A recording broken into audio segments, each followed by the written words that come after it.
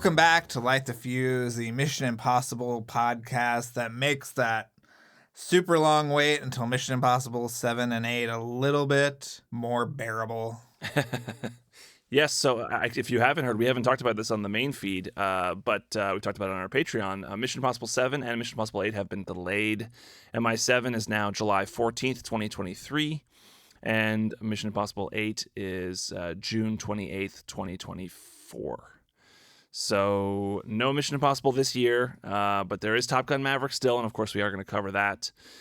So it's disappointing, but we talk a lot about this on the Patreon, so we're not going to get into it here. We got a lot of Mission Impossible to celebrate. We're going to do it. We're going to cover a lot this year. It's going to be great, and we're excited. Yeah, we're done with our therapy, and we are just moving along. And we got a great episode this week. I think people are going to really like this one. Charles, do you want to kind of set up what this is this week and next week? Yeah, well, Blake Howard is he has a show. He has several shows. He runs a whole thing called One Heat Minute Productions, and I think it started with One Heat Minute. Which is a minute podcast, not unlike the Minute Impossible guys, which we haven't heard from in a while. I think they're on. I think they've been on Mission Impossible 3, but they haven't gotten to Rogue Nation yet, and that's what we covered today. Blake wanted to cover a minute of Rogue Nation. That was his pitch for us. And so we get into that. He tells us which minute in the interview, and you'll get to that. But Blake has covered Heat, the Michael Mann movie, and he's had Michael Mann on his show. He's covered other movies like Zodiac. He covered Inherent Vice. Last of the Mohicans. Yeah, Last of the Mohicans. He had Paul Thomas Anderson on the show recently to talk a little bit about Inherent Vice and also about his new movie, Licorice Pizza. Yeah, so Blake does incredible film analysis. We're fans of his show, and he's a fan of ours. And so we invited him on. He had this idea to come on and talk about 1 minute from Rogue Nation, which is his favorite Mission Impossible movie, which we'll get into as well in this. But this is a great interview. This is so much fun talking to him. Yeah. I think that's a perfect setup, Charles. Oh, great. Thank you. I just passed it to you. You ran on in to the end zone. So before we get started, I have something I have to do. Obviously, Charles, I have to give my shout outs. Oh, yes. Your favorite. Let's do it. Let's hear it. Yeah. So this episode is brought to you by Jeremy Dillon and his podcast, My Favorite Album. And you and I were just on My Favorite Album talking about our favorite albums. We should throw that up on the Patreon as well. Yeah, that's a good idea. We should. And we're coming back. We're doing our top 10 list of 2021. Yes, we did it. We recorded our top 10 lists with Jeremy. That was a great talk. I'm not sure when exactly that'll come out, but that will also go to our Patreon subscribers as well. Yes. And also, I want to thank John B., who is another person who's been with us for so long, and Elvis Ripley as well. And this week, Christina, who's one of our favorite Patreon members and someone we've gotten to know and love over the course of this show. So those people have graciously provided the funding for this episode, and we just want to give them a shout out. So, I feel like my work here is done. Let's get into Blake Howard, and we'll be back after this episode.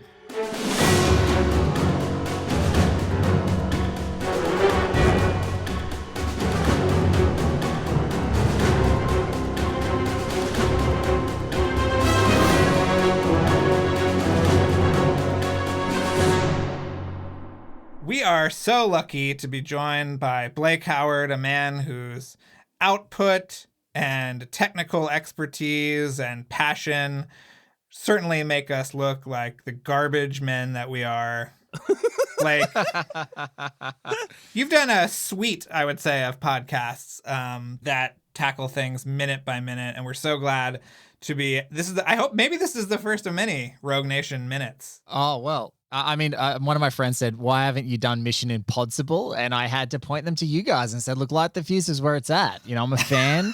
You are not the garbage man by any stretch of the imagination. Stop that immediately. No, I'm a fan of what you guys do, and I feel like it's nice to talk to sort of kindred spirits who are obsessed with stuff that they love, and like you're really curating this incredible extensive document about these movies, and I think they deserve it, and so it's awesome. And please, the stuff that I do, I have been just completely spoiled with incredible support and people out there encouraging this brand of nonsense. The Heat podcast, 1 Heat Minute, started with me my friends actually convincing me to do it because I wouldn't stop talking about heat. So it was like they thought maybe they didn't want to hear it from you anymore. They would just record yourself talking about just it. get it out of your system, guy. Like seriously.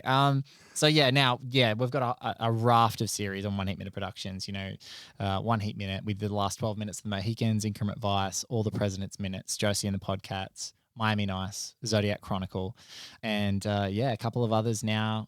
Too Much Movies coming up, a nice little monthly podcast I do with Chris Candy and Rob Belushi, and Podcaster and Commander coming up this year. But I'm taking a break. It's really nice to do homework watching, I have to say, my favorite mission movie. Whoa, you're jumping to the end here. Oh, sorry. I broke the format. Sorry. No, we're so excited to have you, and we're such fans of everything that you do, and I feel like we always like to talk to someone who has also gotten shit for ignoring their family members by staying in a tiny little room and recording a podcast that 6 people listen to. So we love that dynamic as well. But you chose Rogue Nation, and I think we're both curious as to why. And if you could just tell us a little bit about your relationship with the Mission Impossible movies. Yeah, I'm also a massive Bond fan. Like, I feel like when I was growing up, we had like this Sunday matinee process that we would do every Sunday. Like my brother back in the day had like a VHS James Bond box set, like one of the big proto box sets. And so every Sunday we would watch Bond. And so then espionage movies and thrillers and those sorts of things started getting in that rotation too, because you can only watch Bond so many times, or keep watching it as I do. And I found myself like really attracted to the Mission movies to begin with. And I loved the first one, unabashedly the first time. And the second one, I was just kind of a bit lost, as I'm sure, is sort of the critical thing. But even 3 didn't quite totally have its hooks back in me, except for what I think is one of the most outlandishly underrated villain performances of all time in Philip Seymour Hoffman. Like he can do no wrong in my eyes in any movie. Can we pause and just go into this for a second? Yes. Because we think the performance is good. There's not that much of it. So I'm curious as to how he did get his hooks in you. He kind of ends up being sort of just like a stooge for Billy Crudup's character, and kind of gets lost a bit in the climax. That's our feeling. Is that like he's amazing, of course, he's Philip Seymour fucking Hoffman, but he's a little bit wasted. I don't think it's wasted. I think that movie doesn't work without the threat. I think that's what's so great about some of the later missions is the threat, the legitimacy of the threat of Solomon Lane is ultimately kind of what makes both Rogue Nation and Fallout. Like he is so formidable.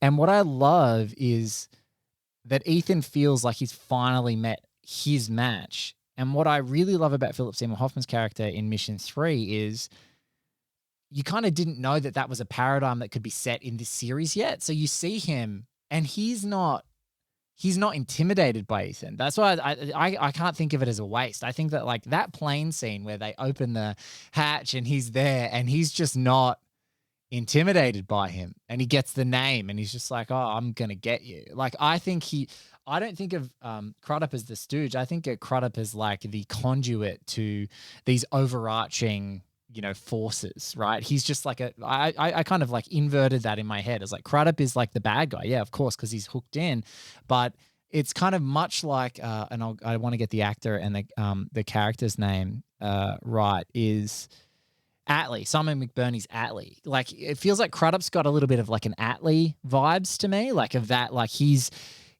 kind of the conduit to how these machinations were happening. But for me, it's about when Ethan meets a person who is his equal or a formidable opponent, in that matchup, that's always where I'm like, this is good. Like, because Ethan is so, he's the physical manifestation of destiny. You know what I mean? Like, he's like, he feels like he's going to roll over people.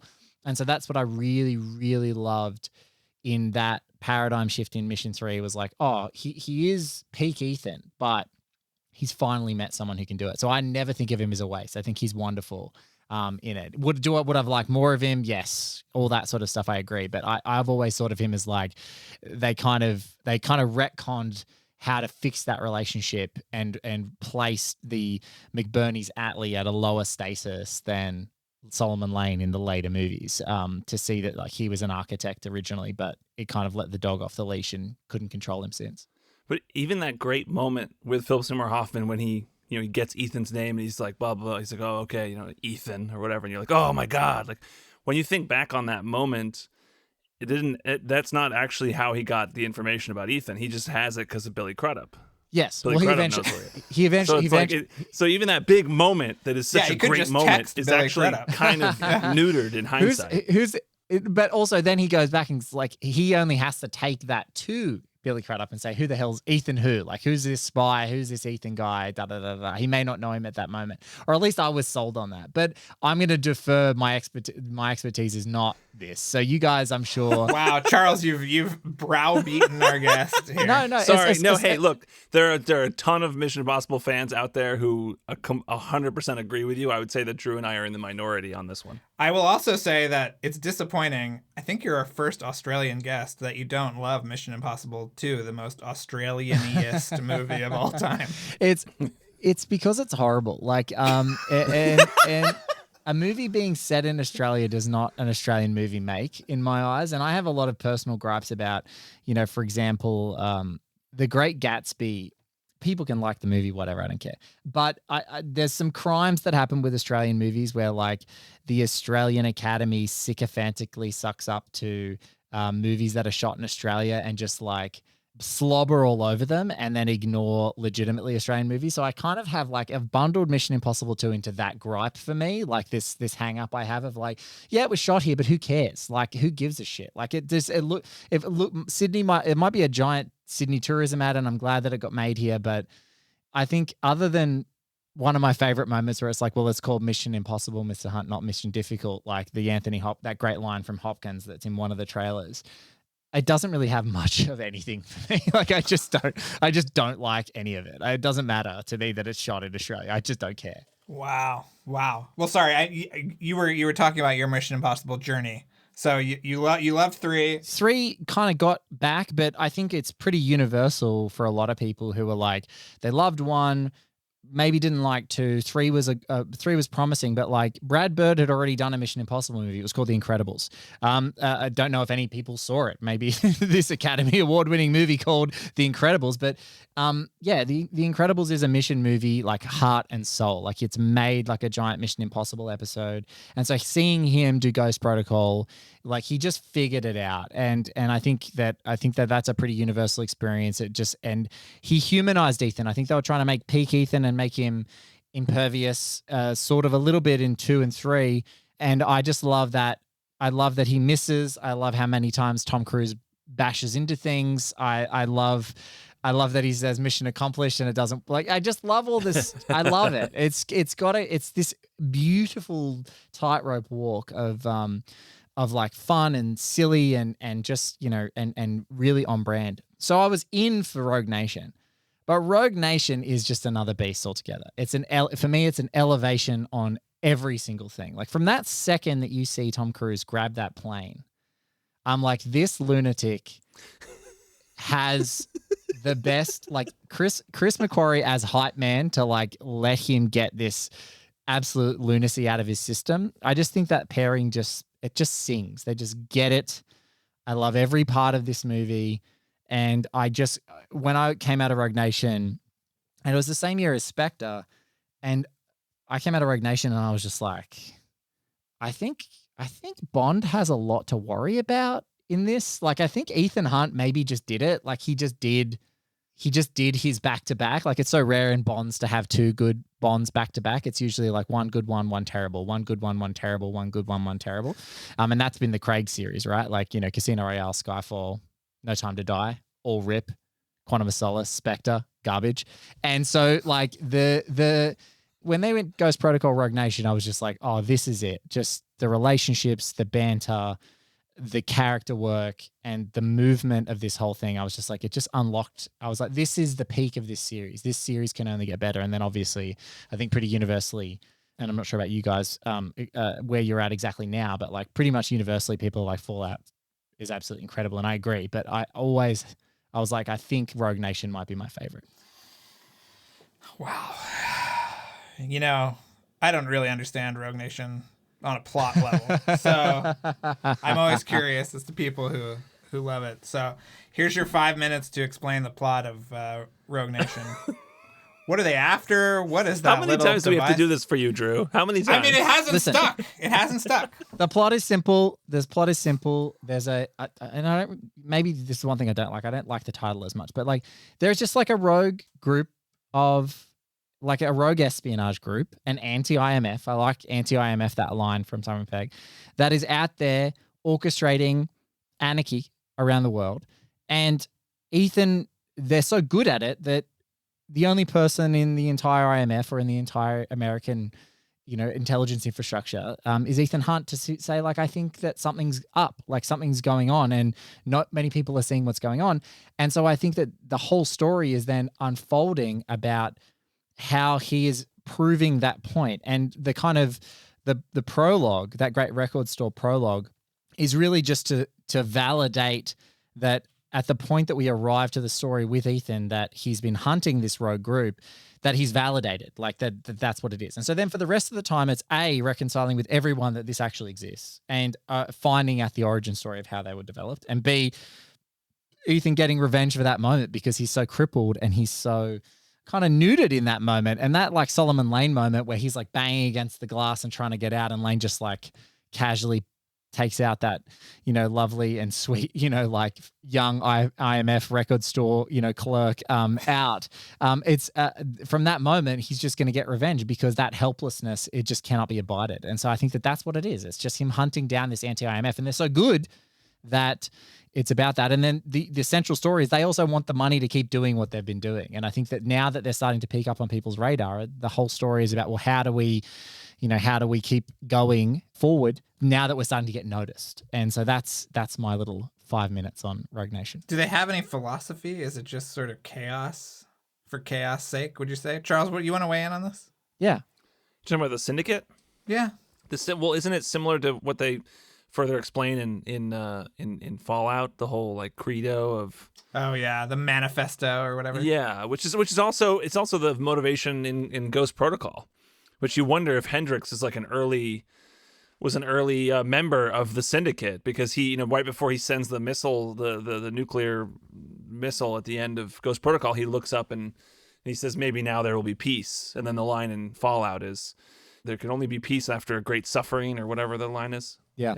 The greater the suffering, the greater the peace. So I think it's about control. Like, I think it's just about control. It's them. Janet Jackson over here. It's all about being control for hire. Like they can. It's just influence and control for hire, and it's them not. I think precisely not having a credo, like not having an ism that they're tacked onto, and just being this place for hire that can go and orchestrate this chaos. They're always going to find, even if they're playing both sides of the coin, they're always going to find. They're always going to find an employer. Someone's going to pay them a little bit of cash. Right. So you chose a minute. I did. An interesting minute, I would say. Yeah. Do you want to talk about why? I chose the 13th minute, and so that is minute 12 up to 13. So to like exactly 12 minutes on your dial up to 13 minutes. Because I asked the boys to participate. Sometimes I like to flex the minute muscle now and again because it is kind of the way that I participate in film criticism, largely, is to unpack things like this at a close level.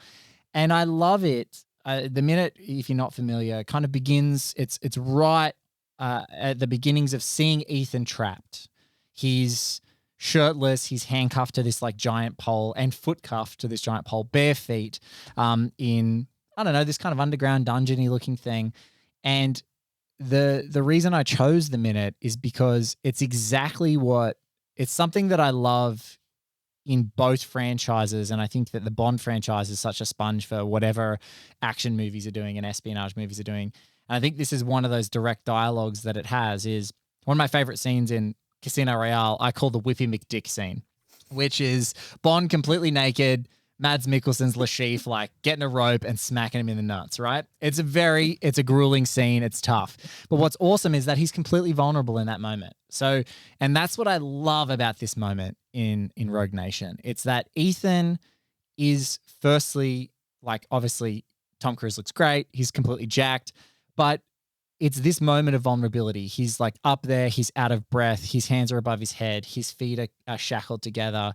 And I love me an action hero that's barefoot. Like, let's get that right on Front Street. I mean, the best action, one of the best action movies ever, obviously Die Hard, and the barefoot section of that movie is just outstanding, especially the glass. And so the inference of he's barefoot, he's shackled, and then there's this very mechanical moments that unfold in this 60 seconds of him being completely out of place, completely trapped, looks at peak vulnerability.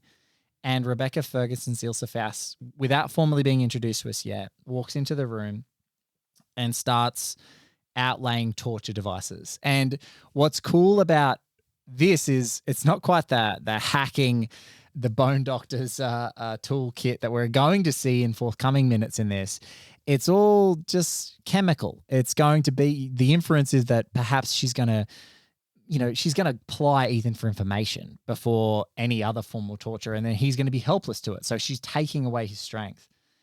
And I know that you guys would get off on this too, and Macquarie and Tom Cruise talk about it in the commentary track. There's the rabbit's foot there is on the end of the handcuffs, so it's like a lovely little nod to like the rabbit's foot. It could just be a key to some handcuffs. They sort of joke about it in the commentary, and I love that.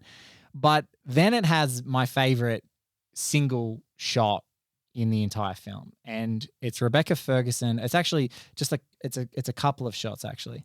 Firstly, it's Rebecca Ferguson unbuttoning her shirt, like she's just totally relaxed. I just love this note of her totally being relaxed, and you're like, oh shit, Ethan is in so much trouble right now because this person's so relaxed. She's just getting comfy, you know. She's doing the top button. This is like every day of work.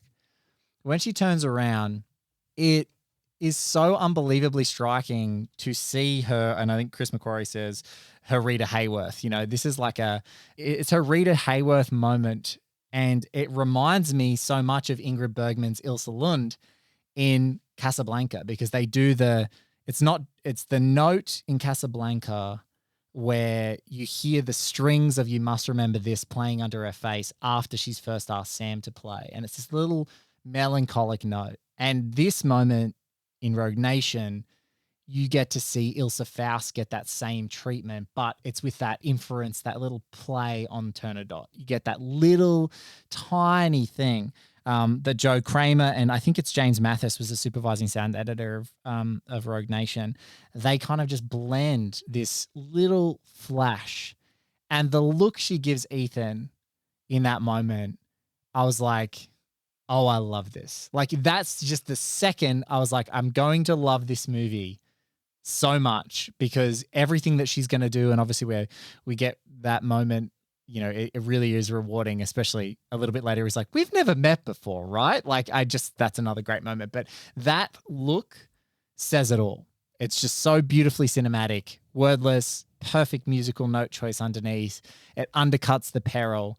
You know, in that second, I feel like Ethan's going to get out of it. And I just cannot get enough of this minute for, firstly, the anticipation that it builds in the peril, but secondly, the reward of, like, I don't know, this kind of like, fellowship. That's this lightning bolt that happens between them, this chemistry. It's their meet cute. It is. Almost, right? Yeah, it's a beautiful meet cute. Well, and the other thing about the unbuttoning the shirt is, like, she's going to get down to business and, like, fuck him up too, right? Yes, like, she needs the mobility to fuck him up, which is great. But Charles, what about you? Yeah, I mean, I watched this after you pointed it out to us and said this was the minute you chose, and I was taking very similar notes to everything you eloquently already explained. And I love that little bit of the foreshadowing of the opera sequence with what is really Ilsa's theme. As we interviewed Joe Kramer a couple years ago now, and that's, we talked to him all about that, and that was what they ended up doing. I think maybe the section of Turndo is Nessun Dorma or something like that. That's taking that little melody and putting it in there for when she turns. There's so much power in that moment. Yeah, and what's so great about this movie in general is not knowing. I mean, now when you watch back, you know Ilsa, but that first time watching and trying to figure out who is this character, who is she, and can she be trusted? And it's such a great way to introduce that idea, even just with looks. It's a very quiet moment too. You're right. It's that was striking too. It's just sort of just that little motif, and that's it. It's pretty amazing. Are you a fan of the Joe Kramer score for this one overall? Love it. I think he does a brilliant job. I think they have to kind of like drastically remix. I'm sure you spoke to Joe about this. They have to drastically remix the entire Turner Dot opera and all of the themes into this like weird medley to fit the editorial pace that they're keeping in the whole opera. And so they do such a great job of like doing that. And then, the way that they tie, like the way the theme ties in escalating moments, the whole ending together is just so brilliant. I'm just such a fan of it. And yeah, like I love the quiet moments in this with Elsa, because that's the thing that I didn't so much like in 3 was like, although Michelle Monaghan is great and she's such a formidable actor and she's such a fun foil, she's like a foil, like she's like a damsel. And what I love about the relationship between Ethan and Ilsa is that like she's equal to this guy. Like she's got his number. And so both those moments, and I really struggled to either pick this moment, this first introduction, this mystery behind Ilsa, and I love the mystery of her at the moment, and that first, recalling that experience of that first viewing. But I also just love the other shock where she's sitting down with him in the train station across from one another, and she's like, oh, here's some options. She's laying out the options of what's going to happen and how they're going to exchange his information and satisfy Lane's needs. And she's like, oh, we could just leave right now together. And I'm like, I love that. I'm like, whoa, this movie has emotional stakes. Do you think that was actually an option, though? We've discussed this before. Like, do you think she was actually could she have allowed herself to just leave with Ethan? Yeah, 100%.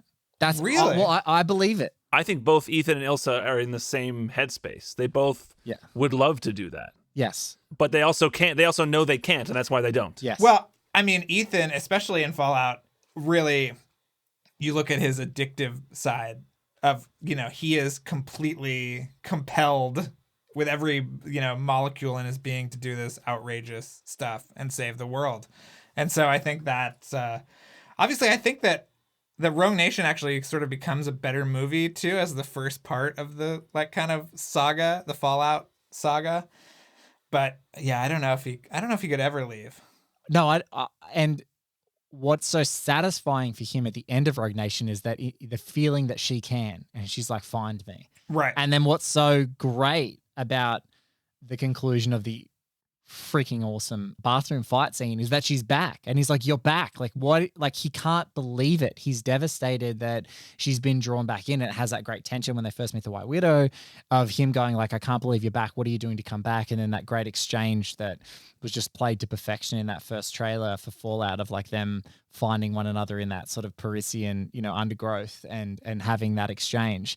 But yeah, I love that they kind of know that they can't ever quit, but I love characters who, at moments in their journey, deeply lie to themselves, and it's only a lie if you don't believe it. And I love the moment of them having that exchange together, because just for this split second, it's just like, it's why Ving Rhames is the fucking coolest, right? Like just him going, oh shit, like him as Luther sensing that is he legitimizes the belief that this is an option, because he can see. It's almost like this sixth sense. He's known this guy since the first movie. He's such an emotional anchor. And when he's like, oh crap, like he feels some electricity between them. In the train station you're talking about. In the Rogue train Nation, station. right? Yeah, in Rogue Nation. That he feels that electricity between them, like, oh boy, like this is actually a choice. It's not just a lie. And so, yeah, while immediately after like this massive pregnant pause in movie time, does Ethan process this request or process this option? It's not going to happen, but I love that. And that look that she gives him right at the beginning is like the beginning of this electrical jolt that this whole movie has and needs. And I just can't get enough of it. Wow. Wonderful analysis. Charles, you're fired. Blake, welcome. Welcome to the show. Totally understandable. No. You guys are doing this, so I would never have to.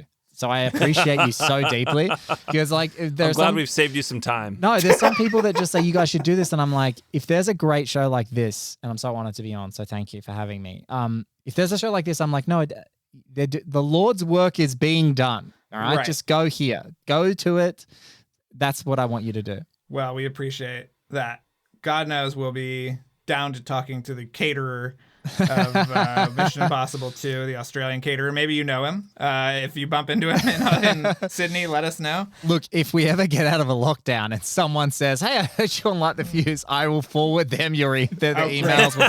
It will be connected. I'll be like, listen, okay, I know I talk mad shit about Mission 2, but you should talk to these guys. They love you. We do. We welcome everyone with open arms. Well, and I wanted to say, you were talking about, I think, Drew, you mentioned before about how Fallout ends up kind of, that for me, Fallout has made me like Rogue Nation more. Yeah. I mean, I think Fallout is, I think Drew and I have the same rankings, and the De Palma mission is very deep in our heart, our favorite, but Fallout was really close to unseating it, and that's, still, I think, our number 2.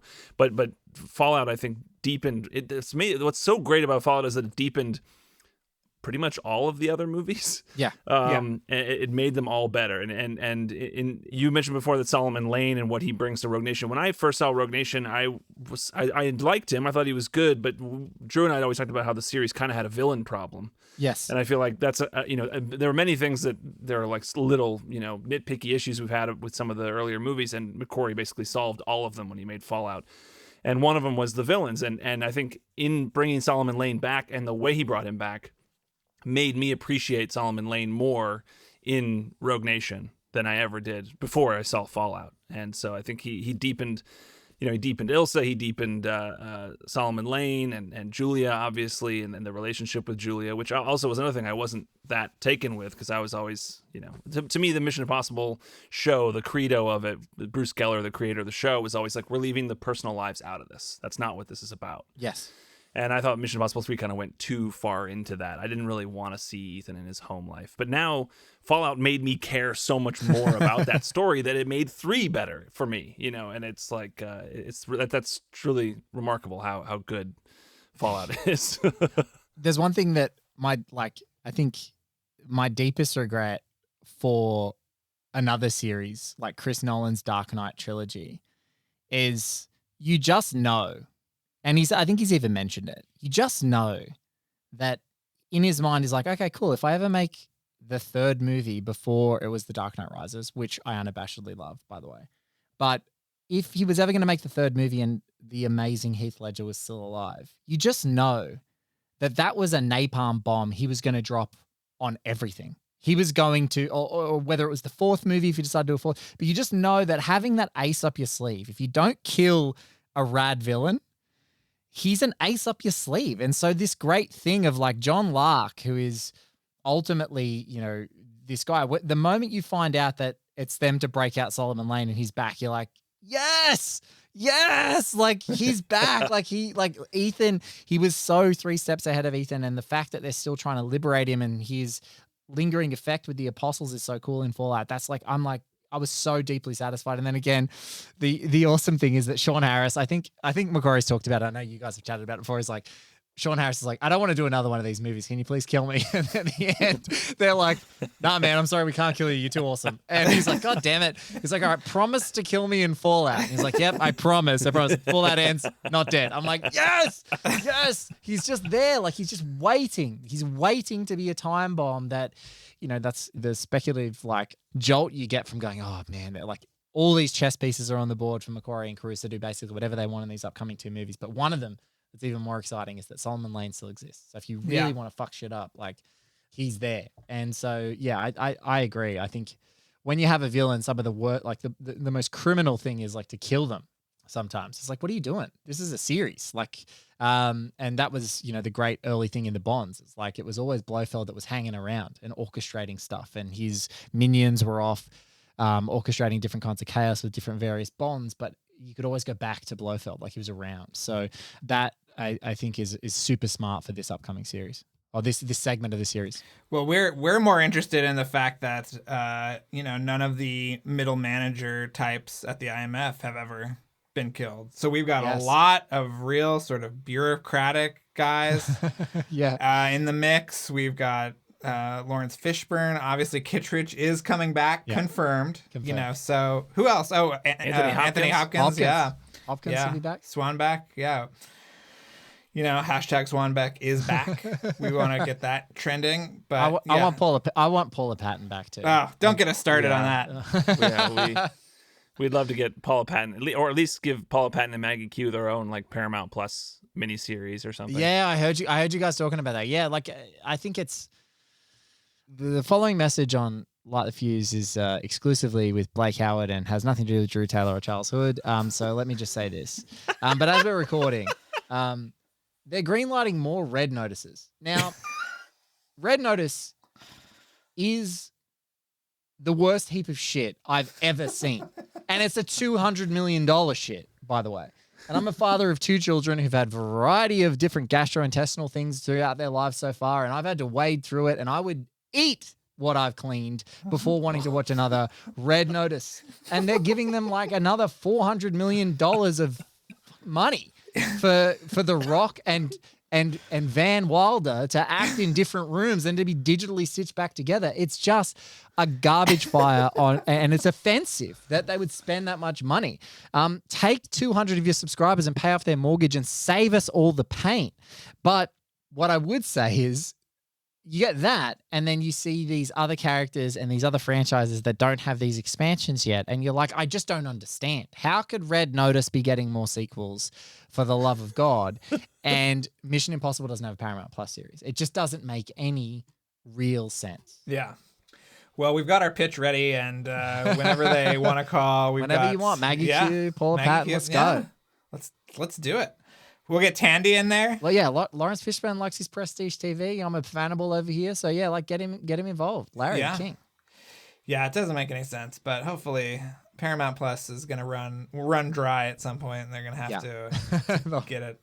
Maggie Q is just going on other shows now. She's tired of waiting for the spinoff. She's just going on these other things.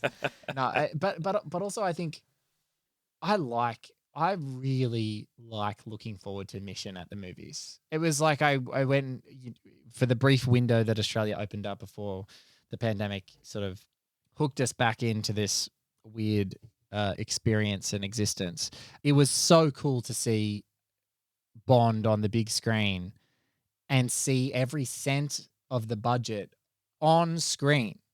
When they put up the huge chevron that says, I'm in a city, it's not in the same Atlanta green screen shooting location of every movie. It's like, this is a real place. This is a car flying off a road, like it's like that's one thing I also love about Rogue Nation, and it's completely topped in Fallout, which is that incredible BMW through the streets, through those small streets of Casablanca, car chase down the steps onto the motorcycles on the Moroccan highway. It's like amazing.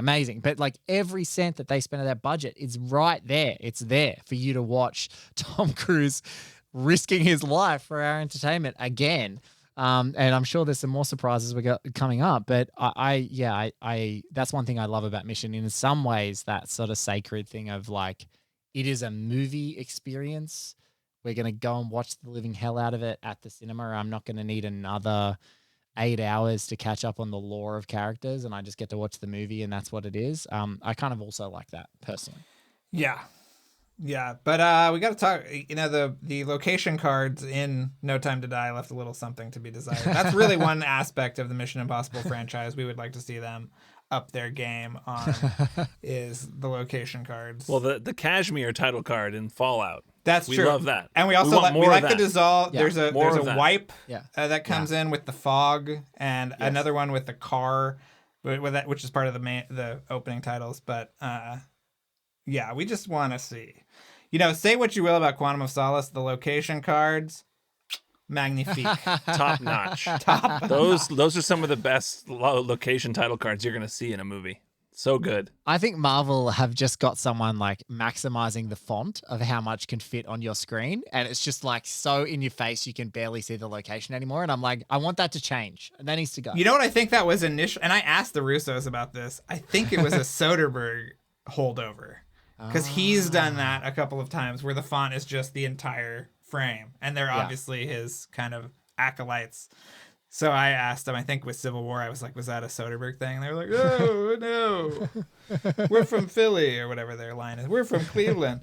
Have you thought about what you want from 7 and 8? Like, what are your kind of... No, I just want to, if there's anything that I want, I just want to see how, in God's name, they could possibly top some of the action. You know, like I think that what's great, that beautiful sequence in Fallout of like hijacking Lane from the truck onto the motorcycles through Paris, the boat, then the car race, then everything that entire, I don't know, it feels like 26 minutes, I think it is, of the movie if you clock it.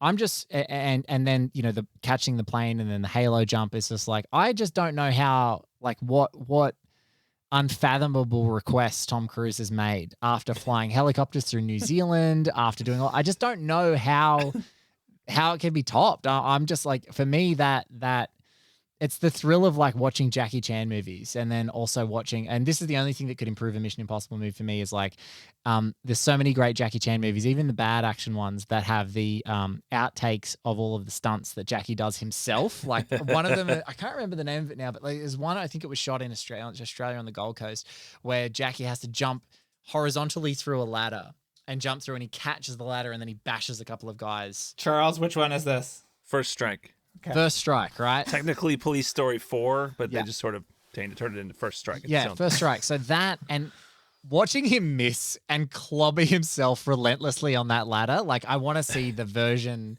in the Mission universe of that, but like I just don't know how he's going to top it, and I'm just the most excited with like what lunacy is Tom Cruise up to now? Like what is the next absolute lunacy that is going to happen? Well, we went to CinemaCon and saw this footage of the bike stunt. You know, the big, and, you know, it's just so amazing because there's all this footage and drone shots and everything of him going off this cliff, and then he climbs back up or whatever, and he says, you know, I think I could hold on to the bike a little longer, which is like, he's so focused and so intent on making this perfect.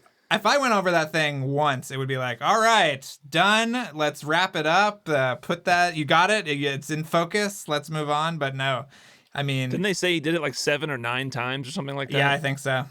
The Rogue Nation one still gets me because I don't know about you guys, but like when they had to put the contact lenses in his eyes because they were scared that even a particle of dust would A, blind him, or B, if it's a pebble, it will just like, it's like getting a headshot like with a bullet, right? Yeah. And he's like, yep. And they did it like however many times he went off the ground at the beginning holding onto that Hercules. I'm just like, this guy's a lunatic. And I love it. I can't get enough. So yeah, I mean this, and I think, what did they say? Was it 12 or 15 Halo jumps to get what they wanted to get or something like that? Well, I mean, he was was more than that, wasn't he it? was training for trained for months. Yeah. I mean, like, yeah, I don't know I how can't many remember the number off the top of my head. It was in Abu Dhabi. It was over Abu Dhabi. Abu Dhabi, and he was doing all the jumps, and then I think Macquarie said it was like 15. I just off the top of my head, but it's like I think he said it was like 15 times they're jumping out in the right 3 minutes with the light for the shots to work to catch the inside of the helmet and those things for them on those shooting days. And I'm just like, yeah, like if this is the commitment you guys are going to go to for my entertainment, the story I think is going to work. I love Chris McQuarrie screenplays. I think he's got a great sense of story. He's just terrific. And so for me, I love their collaboration because it just feels like they have a real great understanding. You know, that whole thing, they always say the phrase, I know you guys have talked about, like, what is a mission movie? Like, a mission movie is ... I think that these guys have a great sense of what it is. And so I'm just excited. Like, a massive canvas, 2 movies, doing all this crazy stuff, international locations, going places that just allow Tom Cruise the insurance to do these things himself. Like, yes. Tick, tick, tick. It's pretty impressive. Yeah.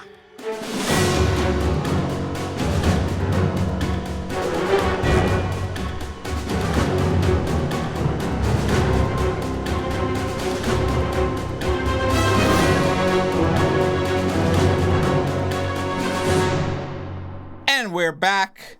Charles, I think we need to have Blake on like once a month or something. I know. You want to replace me with him. I know. I'm always looking for someone. Yeah, it's sort of an audition process sometimes, these episodes. Well, if I'm ever, hey, it's another option. If I'm ever, if I have to go shoot something and I can't be in the intros or do an interview, you got Blake you could bring in. All right. In addition to, we've talked about others, Carly Wiesel, and Yep. So we've got people who would love to step in for me, and I'm sure you'd prefer that. So that's nice. Oh, God, never. I mean, I would prefer you working, but not you being missing from the show. Right. Because, obviously we got to keep this thing going. But no, he was great. His minute was really interesting. When he chose his minute, yeah, it was really interesting. But we have even more analysis next week. So definitely come back for that for part 2. Yeah. So much good stuff we talk about. We get into a lot of other things. I mean, obviously we talked about more than just Rogue Nation, and we do that again next week. And he just has great analysis in his show, and so you should definitely check out his show if you haven't. And he's had Michael Mann on his show multiple times, which is amazing. And so definitely you should check him out. And I have some thank yous. I want to give a special thank you to Jacob from Holland and Robbie J. Martin. Thank you, Jacob and Robbie. And also I want to credit our composer, Kevin Blumenfeld, and our editor and mixer, Luke Burson. And also say thank you to all of you out there. Please sign up for our Patreon. It's patreon.com/LightTheFuse. You can sign up at the bonus content level and get bonus episodes every week. We talk about all kinds of fun stuff. We've got our top 10 lists for 2021 coming up, and we've done episodes about the Matrix franchise. We did an episode about the Scream franchise, which we're big fans of, and it's always great stuff over there. And also check out our website, lightthefusepodcast.com. Go to the episode guide. You can check out the show notes for this episode and any other episode. Check out all of our old episodes, our back catalog.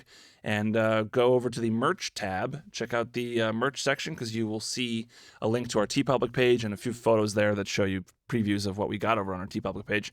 But go to our TeePublic and buy a shirt or a pin or a sticker and support the show that way. And also you can write a review or give us a rating wherever you listen to this podcast.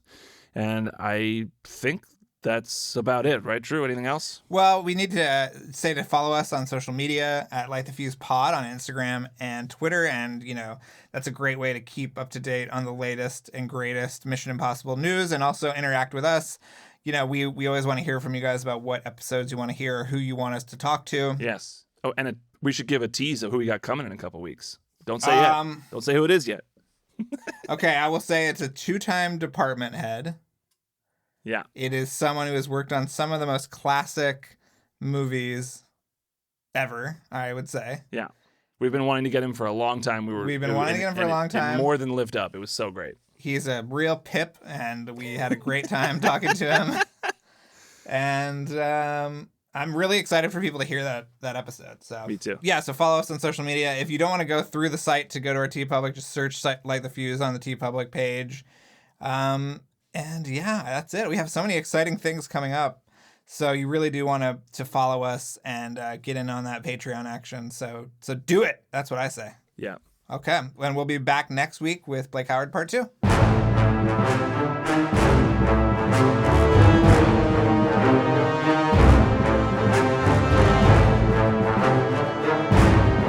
Thanks again for listening, everyone. Before we go, another mission, should you choose to accept it, please rate, review, and subscribe wherever you listen to podcasts. And remember that you can follow us on Twitter and Instagram at LightTheFusePod, and email us questions or comments at lightthefusepodcast@gmail.com. This message will self-destruct in 5 seconds.